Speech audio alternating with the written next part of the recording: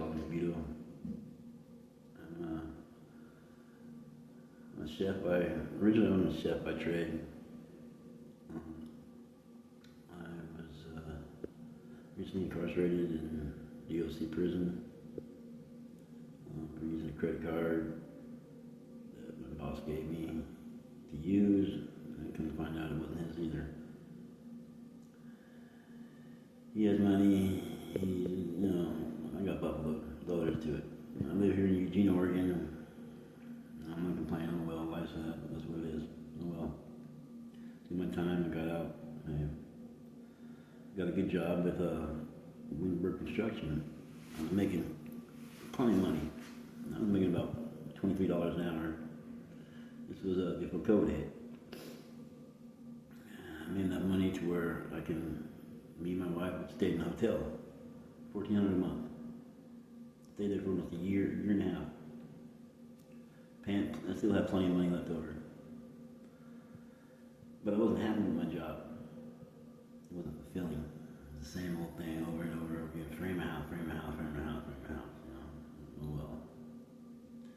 But when COVID come around, I was still working. Everybody else was getting off, getting that free money. I didn't do it. So I thought, hey, why should I when I got plenty of work? So I worked my butt off. Like I said, I wasn't happy with it. So I was scrolling through YouTube one day and I was seeing how they were making these fish aquariums out of styrofoam and cement. I thought, hey, I can do that. So I started stacking money. And I wasn't quite sure when I was going to do it, but I was planning on doing it. When COVID hit, and it kind of forced me into it because I was laid off. So told my wife my plan. She was all for it. Let's do it. I bought a truck to haul materials in and whatnot, and a trailer. Come to find out, the trailer I bought was stolen. The police believed me because I wasn't trying to hide the thing. I put signs on it for advertising my business and everything. And what I was building was for inside your homes, fish tanks and waterfalls, water features with plants, lights, fish, whatever you want to do, I wanted to do it. And I had one lady, she seen the advertisement and she said, yeah, well, I want this one that's elaborate. She had a turtle. She wanted the corner of her home. So it was about, probably, let's say about 10 feet long, each side of this corner. She wanted an aquarium built. She wanted as close to the habitat as possible. And she wanted the waterfall feature and all that, and a pond and everything that you can play in and live like at home. So I can do that. So I drew up some plans. She liked my plans. I asked for $5,000 down. She was more than happy to pay it. Altogether, it was going to cost her $11,000. She was more than happy to pay it. So she gave me the $5,000 down, and I started building it. Well, and for us to save money, we had to move into a low-income building. So my wife was working with these people called Laurel Hill. It's for people with mental disabilities. And it's supposed to be one of the greatest ones in Eugene, Oregon, right? Yeah, okay, it's a joke. The building we moved into, I'm new construction, so I see things that most people don't see. And I noticed right off the bat that this place was falling apart. You take a leak in the toilet and you flush it, it would clog up. So I went outside, I walked around the apartment, and I noticed they had all the trees, all the brush, all the bushes. So I went and rented a camera and I put it down the sewer pipe, and what I thought was exactly what was happening. It had the old clay pipes, and there's roots going through every single one of them. part of it, there wasn't even no pipe. It was just roots. It was, and that's where all the black mold was coming from the building. Was from raw sewage. And if your landlord tells you that black mold is from you, he's lying. Black mold is from raw sewage. So if you got black mold in your apartment, that means you got raw sewage leaking out somewhere on the grounds. And so we rented this place from Laurel Hill, and Bell Realty was managing the place. But right off the bat, we bumped heads. We lived in a poor part of the neighborhood, in a poor part of town. It was on Fourth Alley in Eugene, Oregon, downtown in the Whitaker district. And it's like, and that was during COVID, so at the park, right down the street, they had all the people housed in tents. So there was crime, people bringing in cars left and right. And since at night, our parking lot was in the alley, and there was no proper lighting, it was a safe haven for crooks and people breaking into our cars. So I pleaded with them to put up some type of lighting to fix it, because in our rental contract it says a safe parking structure. Well, we didn't live. That's not safe. One, you can't see. There's tripping hazards. So he didn't want to do it.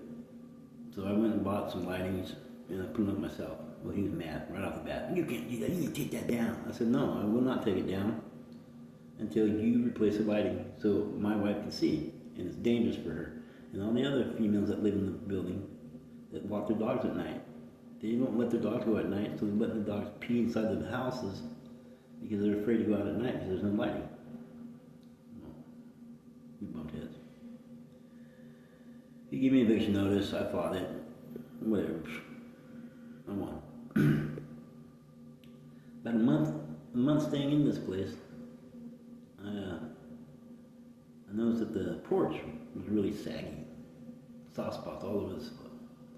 So one morning I was walking into my apartment on the second floor, and I had groceries in my hand.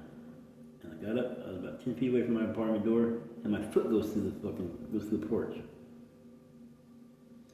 Automatically I twist my whole body, but my knee stayed straight. Tore up my knee bad. Real bad. Went to the emergency room, all that. Checked it out. I tore some things in there. Gonna need surgery. So I turned him in, and we got eviction notice. A month later, since we lived there, it was about a month later, because I was able to stop the eviction by filing certain forms to delay the process. And I was helping the neighbor move a dresser, and my other foot goes to the porch down by his place. And this time I was stuck. I had to have the fire department had to come out and get me out my foot from the porch, because the boards were stuck into my leg to where if I pulled it out, it would hurt really bad. So, of course, I turned him in again. This time he did the fast and speedy to try to evict me right away. Well, I was able to take it out of state, put it into federal, and if anybody knows anything about federal courts, they go at their own pace. So I knew we were safe for months. We were, about 8 months. He was mad this whole time. He'd come over there picking on us, yelling, screaming, hooting, hollering. This man stole our bikes. He ripped out our garden. He took my wife's wheelchair. Laurel Hill, the people who were supposed to be helping my wife, they didn't say a word. They let him go because they're the ones who weren't putting the money into the house. So they were also guilty for being slumlords. So they get all this money, millions of dollars, to fix up these homes that they have, and they're not putting the money into it whatsoever. Like all these homeless shelters and homeless advocacy places, they don't help nobody. If someone says they do, they're a damn liar. So, my foot goes to the porch twice. He finally got somebody out there to fix the porch. First thing I noticed, because I'm being a contractor, is he didn't apply for no permits.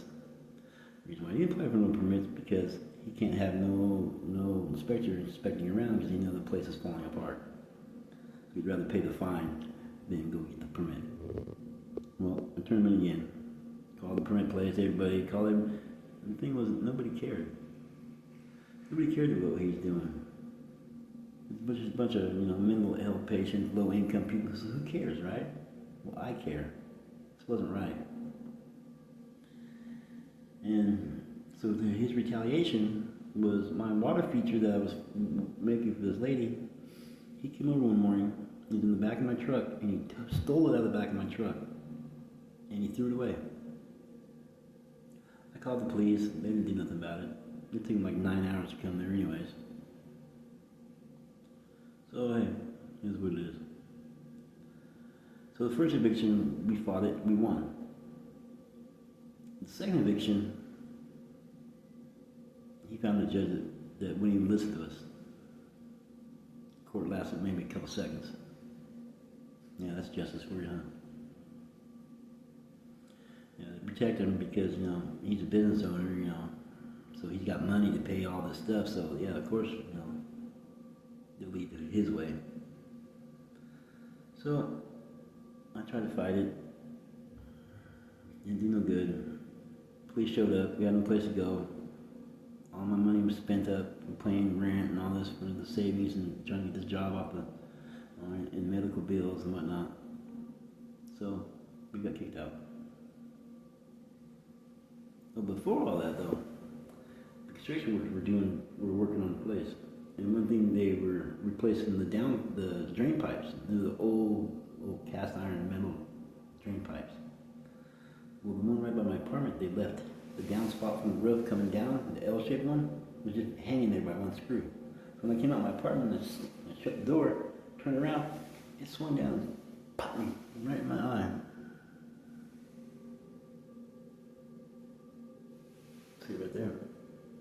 Split my eye open. Split wide open. Man, like 6 stitches. Then they got done with the construction work and they painted the porch with regular house paint. In Eugene, Oregon, where it rained all the time, this was slicker than snot. So one morning I was going out to my car in a hurry, and I slipped. The only thing that stopped me from going over the balcony was the metal railing, which caught me in my head and caused me to get 6 staples to my head. You would think with all this going on that somebody would have stepped in and stopped all this. Laurel Hill, maybe, No. Laurel Hill helped them. Because they knew if we would make a noise, they'd get in trouble for not spending the money where they were. So, long run, we ended up being homeless, living in our car. The first place we went to was the huts here. The huts. They're like little prairie wagons, that's what they look like. Well, these things are shit. All they are is a piece of tarp over some fencing and some cold storage insulation inside it. So anytime anybody was in there with the cold storage insulation, it would sweat and it would cause mold. And there was no heat. And during the winter time, we froze our butts off. Eventually, we ended up getting in this place here, the Navigation Center. This place, their SIOP, their Infrastructure Operation Manual, if you actually read it, man, it's a good plan. It really is. But they don't go by it whatsoever. No. For the year I've been here, they have housed how many people? 0. The people that have housed, they house themselves. The people that they claim they helped are the people they kicked out. So this place also is stealing money and not helping the homeless. And while that's going on here, I noticed that. All these people are saying, oh, the homeless this, the homeless that, oh, there's help for them, they just don't want to be helped. No, there's no help for the homeless. There's no help for the poor people. Hell, the rent here is so goddamn freaking high, it's pathetic. Because it's a college town. You know, the college kids got money, they'll pay the high rent. Yeah, like $1,000 for just a room. Yeah, it's pathetic. So we've been here for a year. I'm waiting to go to my lawsuit. I'm going to be suing him for going through the porch, which is set for September. And I'm waiting to get a surgery on my knee. One thing I notice about this place is they don't care. They say that they're ADA compliant, but they're not. People here with mental health issues, they just tell them that, shut up, quit crying, or whatever. The food here is so foul that my wife has lost so much weight, she's skin and bones. I refuse to eat it because it's nasty. It's just nasty ass food. This place got like $36 million to help the homeless. And they're not helping nobody. Somebody needs to look into that. I don't understand why there ain't some laws that's stopping these people from doing this shit. Glenn, the director of this place, pays himself $200,000 a year. And what does he do for $200,000 a year? He buys himself some new truck, new Jordans. He wears a pair of new Jordans every day. He brags about his new Jordans this, new Jordans that, his vacations this, vacations that. Thinking, that money is supposed to be helping the houses. But it's not. And if you try to say anything, then they'll kick you out. See, the process for, if they, in their SIOP says, for any reason whatsoever, to stop programming or to throw them out, anything, it takes 30 days. It takes a 30-day eviction process to get you out of here. But they don't do that. They throw you out that day. See, when you move in here, they force you to sign a paper under duress that says you leave if they ask you to leave. It goes totally against what they're telling the governments that they're doing. It's a scam. One of the biggest scams right now out there to make big money is to open up a non-profit to help the homeless. You get grants, you get all kinds of money. But you don't have to help nobody. You just have to make it look like you're helping somebody. Just on paper is that, you know. As long as on paper looks good, that's good enough for them. So why ain't anybody out there stopping this shit, man? You know, I came up with a plan that would totally end homelessness. It was all, and we wouldn't have to ask the taxpayers for one single dime. They don't even want to hear it. No.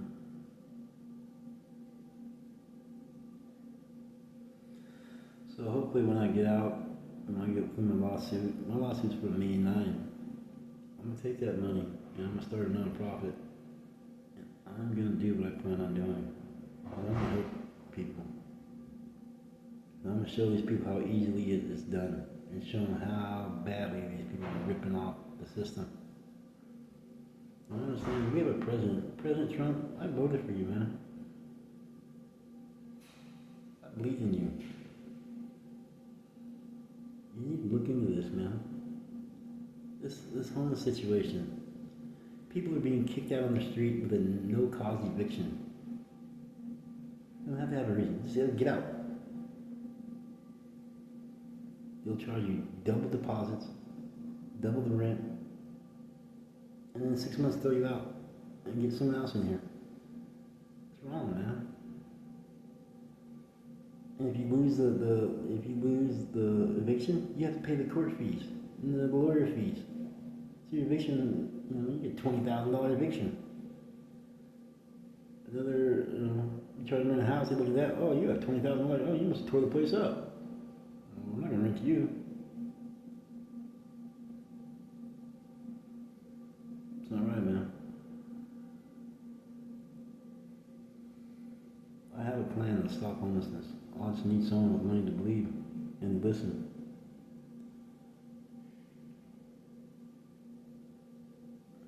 But I don't know. So here we sit now for a year now. We've been in this place. I'm not going nowhere. Not until this eviction, not until my lawsuit goes through. And I get us out of here myself. This place ain't gonna help us. You know, we got all this money to help people. They're not helping nobody. They got a 22-year-old program manager here. She's 22 years old. She is a raging bitch. She throws away people's stuff. She doesn't care. It goes in the garbage. It goes in the garbage. So when they come here, they have tents, sleeping bags, all this other stuff. But when they leave, they don't have nothing. And they throw them out in the streets with nothing. Because they threw all their stuff away. So what do you think they're going to do? They're going to go out and steal more stuff. Because who wants to sleep on the streets when it's pouring down rain with no tent, no sleeping bag?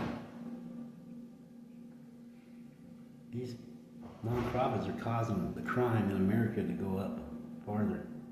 It's causing the homelessness to be bad because they're not spending the money like they should be. They're not helping the people like they should be. And nobody cares. Nobody's out there doing a freaking thing about it. Been here a year. They've housed nobody. On paper, they've housed 36% of the people that have been here. I mean, they kicked out 36% of the people that's been here. They started this bed inspection thing now. If you get 3 strikes, you're out. And it can be so much as your pillow's not on your bed right. You're out. You have these young girls running this place. And they have no business running this place. They have no business helping homeless people advocate because they don't know what they're doing. They're not old enough to live life, to be able to help somebody.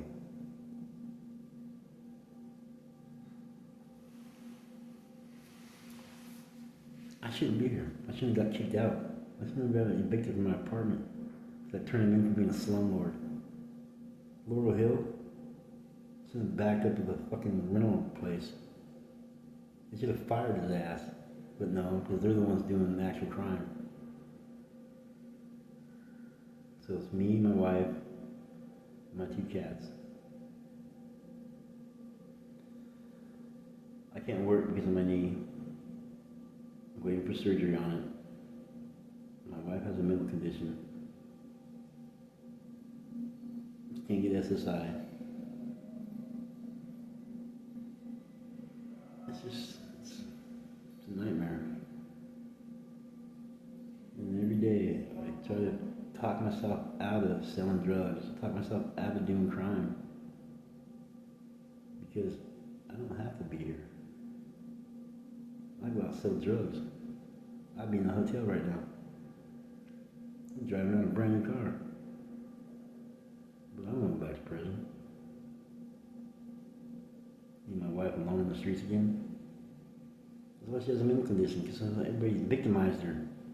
The 2 years I was locked up.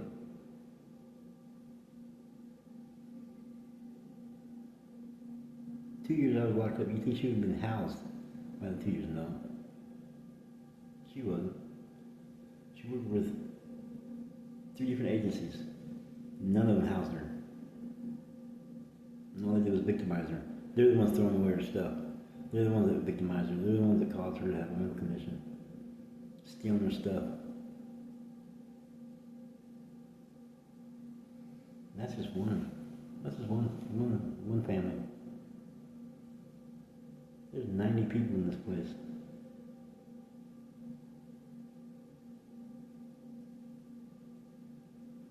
$36 million. You think they'd be able to house somebody? Being in construction, I know it only takes for $3.6 million. You can build a 1,000-unit apartment building, studio apartments. You know how big dent you would be charging $50 a month. Low-income housing. I don't know. We build apartment water bill. We're going to charge $1,000 a unit. Disgust me, man. But this is America. Where's the land of the free and the home of the brave? Always help thy neighbor because thy neighbor needs help. Where's the, don't turn a blind eye to something that's going on that it shouldn't be going on. Like slumlords. What happened to our justice system? The court should have threw that motherfucker in jail. Doing what he tried to do to us. No. He probably made more money on it.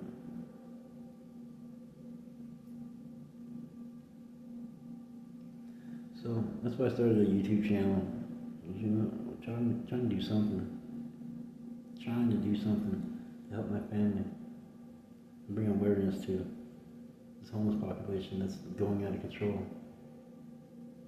I don't know why it's going out of control, because then nobody's helping nobody. These slumlords, greediness, are causing more people to be homeless and causing people not to be able to rent places. So I just woke up and just actually looked into it. You see, this is some corrupt shit going on around here. It sickens me. It sickens me. The greed of these people. In front of the camera, oh, we care so much, we're helping so many people. Uncle, fuck you guys, get out of here, I'm busy. You know what these people do all day? They sit on their asses on social media. You ask them to do something, they say, oh, I'm busy right now, I can't see. Oh, I had a job where I was, they told me, I'm busy? I'd have been fired right there on the spot. Not these people, no. They sit behind their little desks and they sit there on their phones all day long. This is what they do all day. All day long. Just like this for 8 hours. I'm busy. Get your own towel.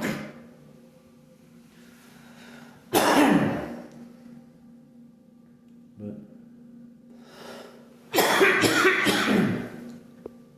who cares, right? This place is so nastified. So dirty. It's gross, man. Well, America, it's the inside to the homeless population. What's going on about it? They're not doing shit for us. People out there donating money to these places, don't donate your money. Because they're not going to the homeless. It's going to Glenn in his new car, and his vacations. His new Jordans. Yeah. Right. That's a tutorial. Yes. Possibly advice. I'm out of you.